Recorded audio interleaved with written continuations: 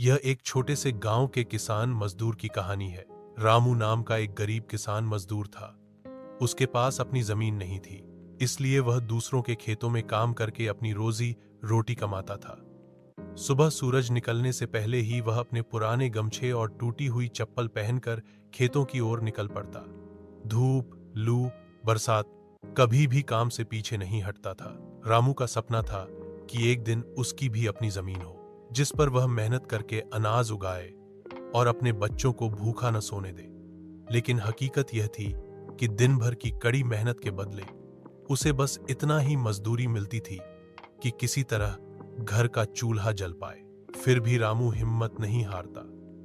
शाम को घर लौटकर वह अपने बच्चों को पढ़ाई के लिए प्रोत्साहित करता और कहता, बेटा, अगर तुम पढ़ लिख लोगे तो तुम्हें मेरी तरह मजदूरी नहीं करनी पड़ेगी। तुम्हारा भविष्य उज्जवल होगा। उसकी पत्नी भी अपने भाग्य से समझौता कर चुकी थी, लेकिन रामू का विश्वास अटल था। गांव में लोग कहते थे, रामू गरीब जरूर है, पर उसका दिल अमीर है। धीरे धीरे समय बदला। उसके बेटे ने मेहनत और लगन से पढ़ाई की और नौकरी पाली। जिस दिन बेटे ने पहली कमाई घर लाकर दी, उस दिन रामू की आंखों में आंसू थे। वह बोला, मेरी मेहनत रंग लाई। अब मेरे बच्चों का जीवन मेरी तरह कठिन नहीं होगा।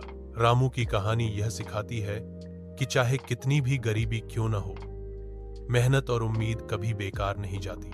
यह क्या आप चाहेंगे कि मैं इस कहानी को प्रेरणादायक लघुकथा स्कूल के बच्चों के लिए बनाऊं, या फिर इसे यथार्थवादी सामाजिक संघर्ष की कहानी की तरह और विस्तार दूं?